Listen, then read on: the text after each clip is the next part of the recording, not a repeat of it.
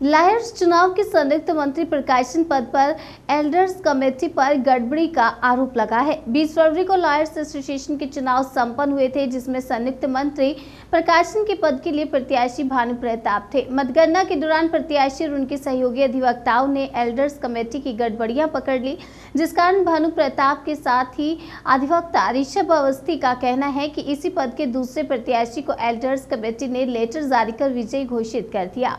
उनके कड़े विरोध के बाद एल्डर्स कमेटी ने विजय प्रत्याशी के लेटर को ही अवैध बताया।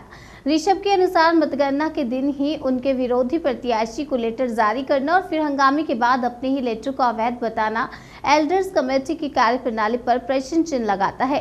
अब बार एसोसिएशन के लिखित आदेश के बाद भी एल्डर्स कमेटी 2 दिनों से कार्यालय में कोई भी पत्र रिसीव ना होने की बात कहकर किनारा काट रही है।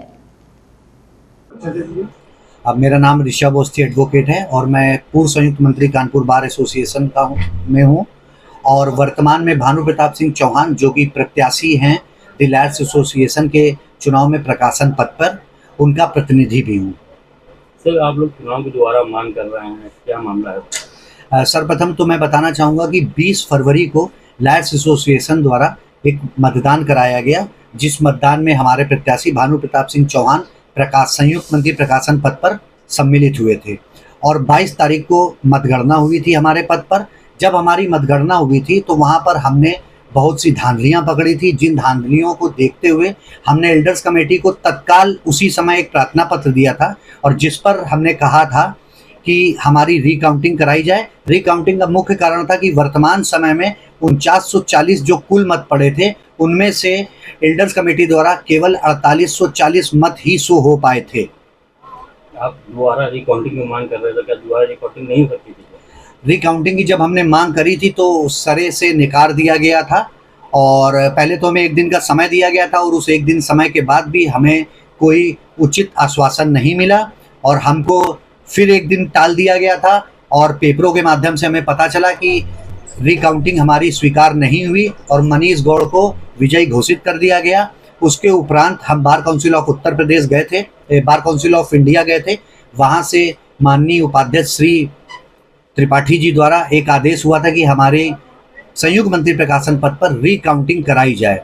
उसके बावजूद भी रिकाउंटिंग नहीं हुई और उसके पश्चात मुझे पेपरों के माध्यम से पता चला कि मत पत्र नष्ट कर दिए गए, जिस वजह से मैं पुनः बार काउंसिल ऑफ इंडिया अपने प्रत्याशी भानु प्रताप सिंह चौहान के साथ गया और वहां पर हमने पुनः एक प्रार्थना पत्र दिया जिस पर इन सारी चीज़ों का उल्लेख दिया।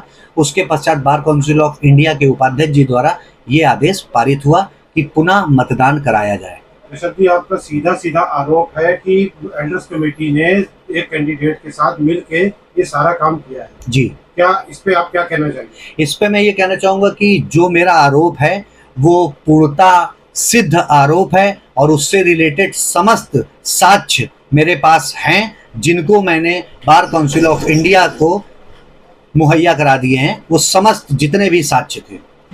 तो अभी एल्डर कमेटी क्या कह रही है? आपकी बात नहीं कर? एल्डर कमेटी विगत 20 फरवरी के बाद से हमें सिर्फ टालमटोल कर रही है और हमारे किसी भी सवाल का जवाब उन्होंने आज तक उस रूप में नहीं दिया है जिस रूप में होना चाहिए। भैया, आप लोग चुनाव की दोबारा मांग कर रहे हैं, क्या कारण है उसके लिए चुनाव की दोबारा मांग? द लायर्स एसोसिएशन का चुनाव 20 तारीख को संपन्न हुआ था। 22 तारीख को मेरी तरफ से प्रार्थना पत्र दिया गया था जिसमें 100 मत पत्रों की गिनती कम पाई गई थी। इसी वजह से हम दोबारा चुनाव की मांग कर रहे हैं, निष्पक्ष और पारदर्शी चुनाव की।